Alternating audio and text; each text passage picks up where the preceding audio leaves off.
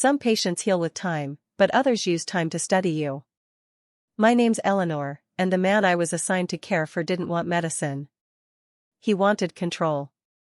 When I first met Mr. Grant Harlow, I thought he was just another quiet, aging patient who needed help with medication and physical therapy. His chart described him as a retired accountant, 71, recovering from a mild stroke. Nothing dangerous, nothing alarming. But there was something about his eyes, a sharp, unreadable calm, that unsettled me from the start. He lived on Hollow Creek Road, in a sprawling, ivy-covered house that looked frozen in time. His daughter, Melanie, hired me through the agency because she worked overseas. "He just needs a little company," she said over the phone. "He's harmless. Just lonely." That word, lonely, always sounds innocent. But I've learned loneliness can twist people. It can turn into something darker. When I arrived, Mr. Harlow was sitting in an armchair near the fireplace, staring at a chessboard that hadn't been played in years. He greeted me politely, though his eyes studied me longer than they should have, like he was cataloging every detail. "Eleanor," he said, repeating my name softly. "A lovely name. Means light, doesn't it?" I smiled awkwardly. "Yes, it does." "Well," he said, leaning back, "this house could use a little light." I brushed it off, unpacked my things, and tried to settle in. The first night seemed uneventful. I prepared his medication, checked his vitals, helped him to bed, and went upstairs to my assigned room. That's when I noticed it, a faint red blinking light above my dresser. It was small, barely noticeable, but once I saw it, I couldn't look away. I moved closer, and my stomach dropped. It was a camera, mounted high in the corner, facing directly toward my bed. At first, I told myself it might be part of a home security system. But when I went downstairs the next morning and asked about it, his response wasn't concern, it was a smirk. "Oh, that old thing," he said, waving a hand. "This place is full of gadgets from my daughter's last security upgrade. Can't even remember where half of them are." "But one's pointing at my bed," I said quietly. He chuckled. "You'd be surprised what people steal when they think no one's watching." His tone was light, but his eyes weren't. They were studying me again. I thought about quitting right there. But live-in care jobs were rare, and I needed the paycheck. So I convinced myself it was nothing. Maybe the camera wasn't even connected. Still, that night, I covered it with a small towel. Around midnight, I heard faint footsteps in the hallway, slow, deliberate, dragging. I froze, my heart pounding. The sound stopped right outside my door. Then came a soft tap. Not a knock. More like, testing. I held my breath, listening. After a few seconds, the sound faded away. I didn't sleep again until sunrise. When I saw him the next morning, Mr. Harlow was already awake, sitting in the same chair by the fire, wearing the same faint smile. "Rough night?" he asked. "How did you?" I began, but he interrupted. "I heard you walking around," he said. "You must be a light sleeper." My skin prickled. I hadn't moved at all. That evening, I called Melanie. I told her about the camera and the footsteps. She sounded distant, almost embarrassed. "Oh. Dad can be a bit paranoid," she said. "He likes to know what's going on in his house. But he wouldn't hurt anyone. You're safe, I promise." Safe. That word again. Still, I decided to take precautions. I locked my door, slid a chair under the handle, and kept my phone camera facing the door while I slept. At 1:42 a.m., the recording captured a faint sound, the doorknob turning. Not fully, just slightly. Enough to make the latch click. Then silence. When I watched the footage the next morning, my hands were trembling. I didn't know what scared me more, that he tried to open the door, or that he didn't come in. It meant he knew I was awake.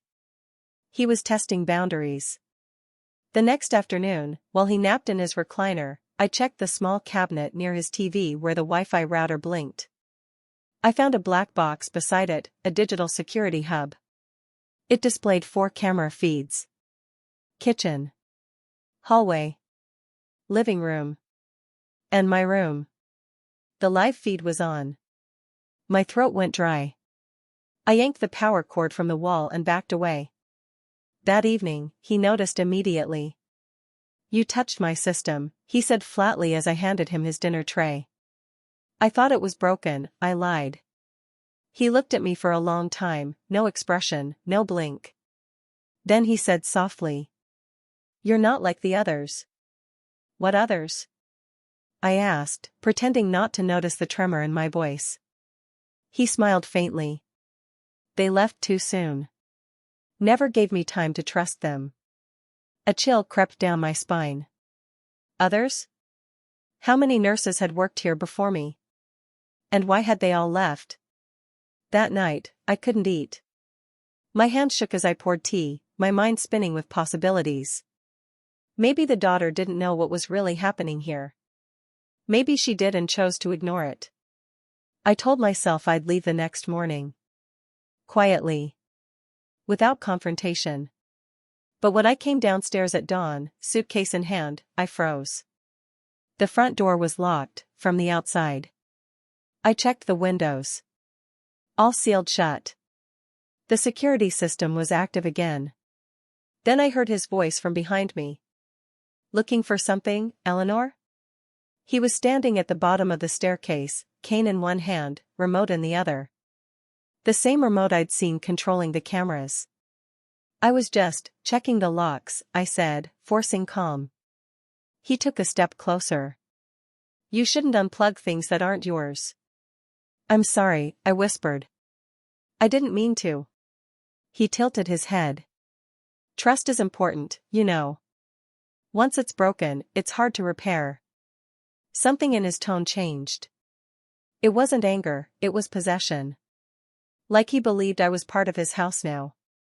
He gestured toward the kitchen. "Breakfast is on the table. Eat before it gets cold." I nodded, pretending to obey. My mind raced. How could I leave if the doors were locked? After he went into the sunroom, I checked the back exit.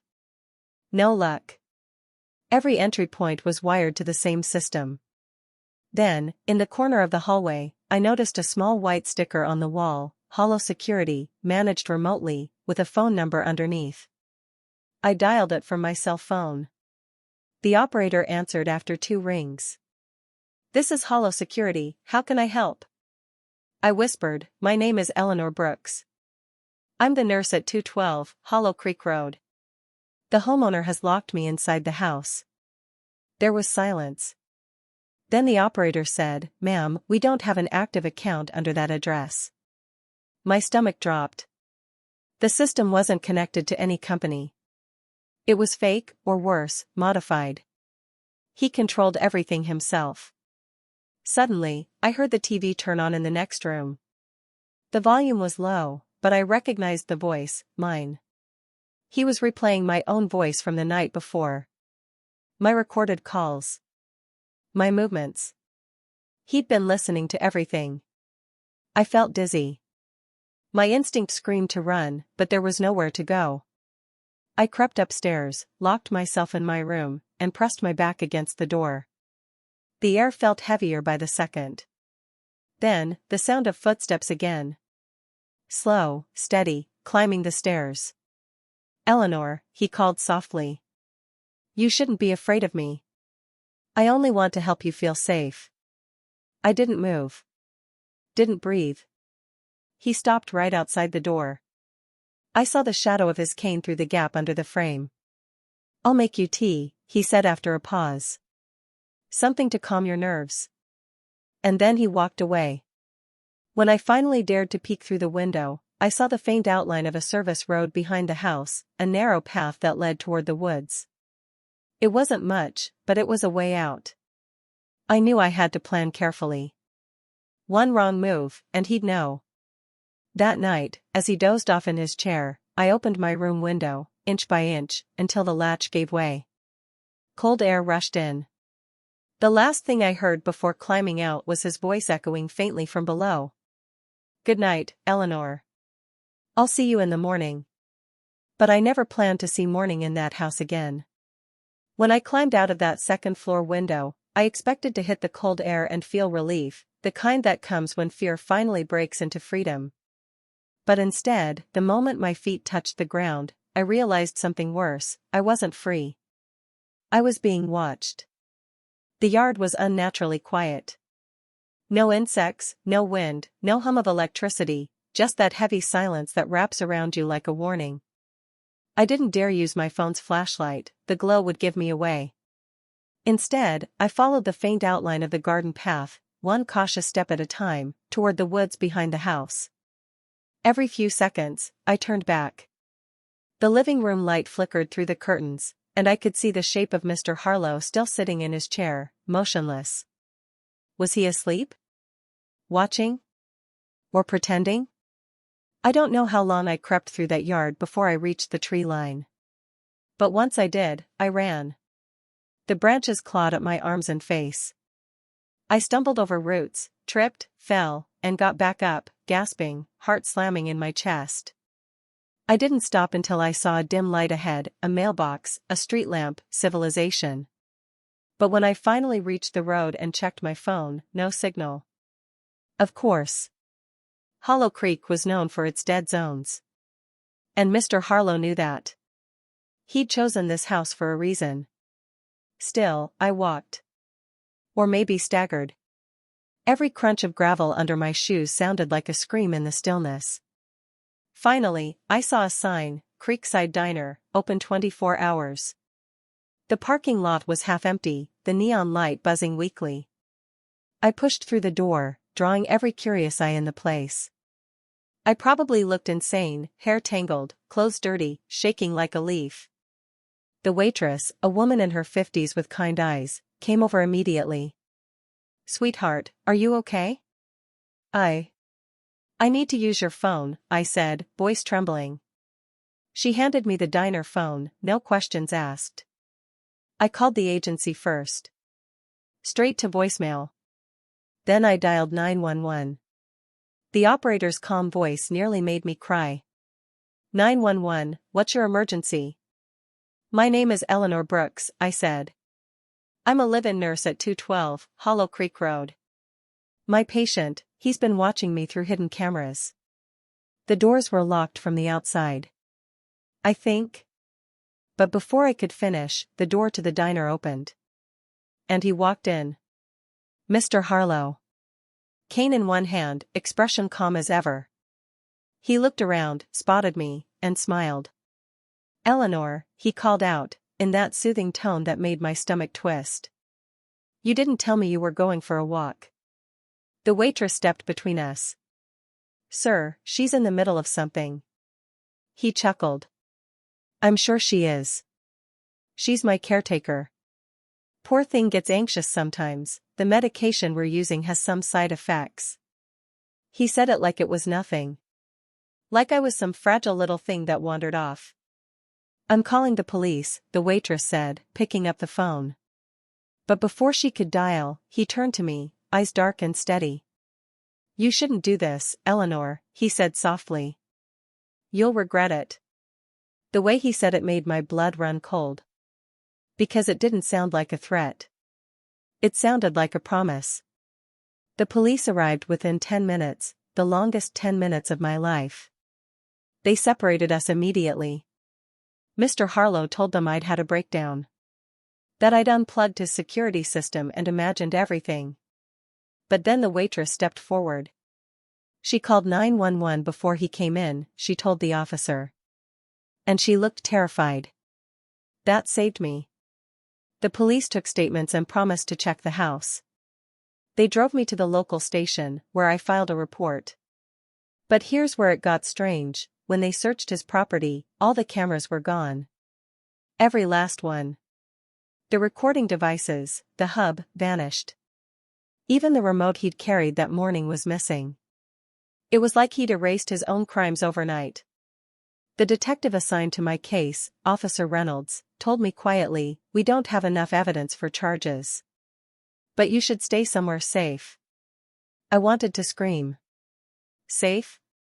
I'd been living in that man's house for 2 weeks, being filmed, studied, stalked, and now he got to walk free because he was polite and old? Still, I listened. I moved into a small motel a few towns over and tried to rebuild my sense of normal. But trauma doesn't vanish because you change your address. 3 days later, a package arrived at the motel's front desk, addressed to me. No return label. I froze. Inside was a small envelope. A single photo. It was me, asleep. In my bed. From the camera angle I'd seen on his monitor. And scrawled across the back, in neat handwriting, were 5 words. You left before breakfast, Eleanor. My vision blurred.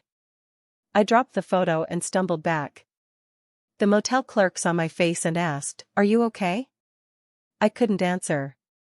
I was shaking too much. I called the police again, handed them the envelope. Officer Reynolds came in person this time. "This is bad," he said quietly. "Really bad." But again, no fingerprints, no proof it came from him. The envelope had been dropped off by an unknown delivery driver. That night, I locked the motel door, shoved a chair under the knob, and sat awake until dawn. Every sound made me jump. Every car that passed made my chest tighten. I wanted to believe it was over, that he was just trying to scare me. But something about that message felt unfinished. Like he wasn't done with me yet. The next morning, I noticed something strange. The motel's front desk phone kept ringing, every hour, on the hour. When the clerk answered, no one spoke. Finally, at noon, she handed it to me. "It's for you," she said. I hesitated. "Who is it?" She shrugged. "Didn't say." I pressed the receiver to my ear, silence. Then a faint static. And then his voice. Calm. Measured. Too close. "Eleanor," he said softly. "You can't keep running forever. You belong here." I slammed the phone down, heart pounding. The police came again, installed a temporary surveillance camera outside my room, and offered to move me into a protected shelter. But before I left, I needed closure. I needed to understand why me. I drove back to Hollow Creek Road with Officer Reynolds 2 days later. The house looked the same, empty, quiet, sterile. But inside, it smelled faintly of bleach. Like someone had scrubbed every trace of evidence clean. We searched every room. Nothing. Until I checked the basement. Behind an old bookshelf was a small, hidden door, locked with a sliding bolt. Reynolds forced it open. Inside was a cluttered workbench covered in wires, small monitors, and labeled hard drives. Each drive had a name. Clara. June. Naomi. Heather. And the last one. Eleanor. Reynolds exhaled sharply. "He's been recording them all." I felt sick. The shelves were lined with patient files, women he'd hired over the years. Each one stayed only weeks before quitting. One file read, "Too cautious. Watches me while I sleep." Another, "Obedient. Promising." Mine said, "Resistant. But will soften." I remember whispering, "How long has he been doing this?" Reynolds just shook his head. "Long enough to know exactly how to hide it." We seized everything and filed for a warrant. But before they could arrest him, he vanished. No trace. No car. No forwarding address. It was as if the ground swallowed him whole. For months, I lived with that dread, checking every window, every lock, every reflection. I left nursing for a while, unable to be alone in another stranger's home. But even after all this time, one thought never leaves me. That photo. Those words. "You left before breakfast." It wasn't just a message. It was a reminder. That he let me leave. Which means, he could find me again if he wanted to. If you've ever felt trapped in a situation that seemed harmless, trust your instincts, they might save your life. Subscribe to The Silent Caretaker for the next part of this story, where I revealed a truth I discovered about what really happened to the other nurses. I didn't sleep that night. Every creak in the house sounded like footsteps, every shadow on the wall looked like him. By morning, I was exhausted, but determined. I had to finish my shift and get reassigned. I wasn't safe in that house anymore. When I stepped into Adam's room, he was sitting upright in bed, pretending to read a book. But when our eyes met, I saw it again, the same hunger, the same calculating smirk that made my skin crawl. "Rough night?" he asked, pretending to sound casual. "Could say that," I muttered, checking his vitals without making eye contact. Then he said something that made my heart skip. "You know, Eleanor, I dreamed about you last night. You were standing right where you are now, only closer." My blood ran cold. I forced a professional smile. "I'm here to help you recover, Mr. Lawson. That's all." He chuckled softly, the sound low and unsettling. "You keep saying that. But I think we both know there's more between us than that." I didn't reply. I turned to leave, but as I walked away, his voice followed me. "You can't hide behind that nurse badge forever." That was it. I reported him to my agency. They promised to review it within 48 hours. But I knew that meant nothing. I was still stuck there until they found a replacement. That night, I locked my bedroom door. I wedged a chair under the handle, checked the windows twice. But at 2:13 a.m., I woke to the sound of the hallway floorboards creaking. I held my breath. Then came the faint scrape, metal against wood. He was trying my door. I froze, terrified to even move. I grabbed my phone and texted my supervisor. "He's at my door. Please send help." No response. The sound stopped. Silence. Then, knocking. 3 slow knocks. "Eleanor," his voice slithered through the wood, barely a whisper. "You shouldn't make me wait. I just want to talk." I didn't move. I didn't breathe. My heart was pounding so loud I thought he could hear it. After what felt like forever, the knocking stopped. I heard footsteps fading away. I stayed awake until morning, clutching a pair of scissors in one hand and my phone in the other.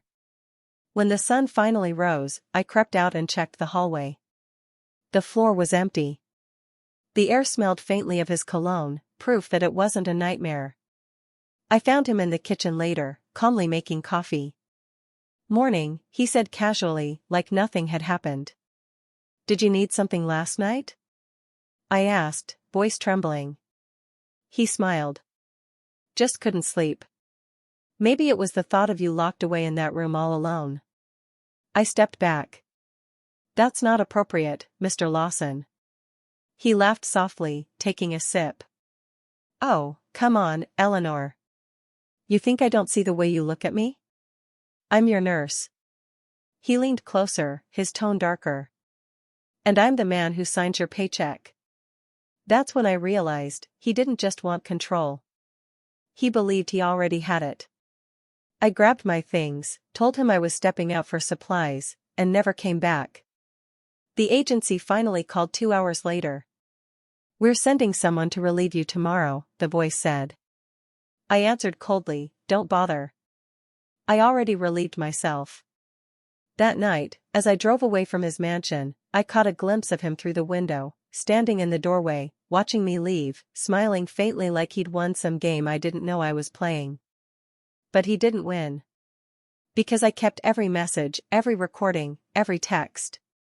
And when the police got involved, Adam Lawson's obsession was finally exposed for what it was: predatory control disguised as loneliness. He wasn't just a patient. He was a man who believed his wealth and charm could buy silence. But not mine. If you're listening to this story right now, remember, boundaries aren't cold, they're protection. No job, no paycheck, no nice guy is worth your safety. Subscribe to The Silent Caretaker for more real stories of courage, survival, and the quiet strength it takes to say no. You never forget the moment fear turns into anger. For weeks, I had lived in terror, checking locks twice, sleeping in silence, and waiting for footsteps that might never come again. But that morning, as I handed the police every message, every recording, every detail of what Adam Lawson had done, something inside me shifted. I wasn't a victim anymore. I was a witness, and a survivor who refused to be silenced. 2 detectives came to my apartment that same afternoon. I still remember the look they exchanged when I played the recording. "Eleanor," Adam's voice slithered through the speaker, soft and low. "You shouldn't make me wait. I just want to talk." That whisper filled the room like smoke. The detectives didn't say anything for a long time. Finally, one of them nodded slowly. "We've heard of him before," he said. "But no one ever came forward with proof." Proof. That word became my lifeline. They took my statement, collected everything, and promised to look into it. But I knew how slow justice could be when the man in question had money and power. So I made my own plan. 3 days later, I went back to the mansion. Not as a nurse, but as the woman who was done being afraid. Adam opened the door with a practiced smile. "Eleanor," he said softly, as if I were some lost pet that had finally come home. "I knew you'd come back." I stared at him, my heart pounding. "You're right. I came back, but not for you." He frowned. "What's that supposed to mean?" From my bag, I pulled out a small voice recorder. "Everything you said, everything you did, is here. And I've already sent copies to the police. Oh, and one to a reporter who specializes in medical abuse cases." For the first time, his face lost its charm. "Eleanor, think about what you're doing," he said, stepping closer. I stepped back. I did. For too long. He tried to laugh it off. "You're overreacting." It was harmless flirtation. "Flirting?" I snapped. "You tried to break into my room at 2 in the morning." His smile faltered completely. "You can't prove that." "Oh, I can," I whispered.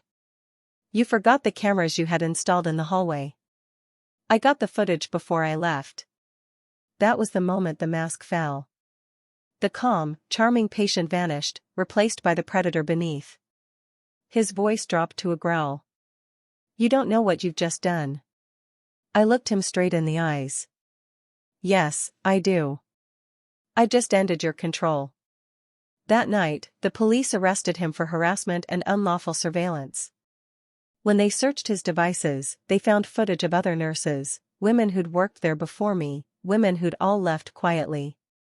The case went public within a week. Headlines everywhere. "Wealthy retiree arrested for exploiting caretakers." "Nurses' recordings expose hidden abuse behind mansion walls." I watched the news in silence, my hands trembling. I wasn't happy. I wasn't even relieved. I just exhaled. Months later, I received a letter from one of his former nurses. It was short, written in shaky handwriting. "You gave us all our voices back. Thank you." That's when I finally cried, not from fear, but from freedom. But the story didn't end there. A year later, while scrolling through social media, I saw a new article. "Former millionaire patient released early on good behavior." My heart stopped. The image showed him, older, thinner, but still wearing that faint smile. That same night, I got an email from an unknown address. No message. Just a single attachment. A picture of my apartment building. My hand froze over the mouse. Was it him? Someone else? A threat, or a coincidence? I'll never know. But I do know this: predators don't stop because they're caught. They stop when you stop being silent. So now, I share my stories, not for attention, not for revenge, but for awareness. Because if one voice can expose a monster, imagine what 1,000 could do. You've been listening to The Silent Caretaker. If this story moved you, or if you've ever faced something you were too afraid to speak about, remember, silence protects the predator, not the victim. Subscribe for more real-life inspired nurse stories, stories of courage, survival, and the chilling truths hidden behind closed doors. Because some patients don't need care. They need to be caught.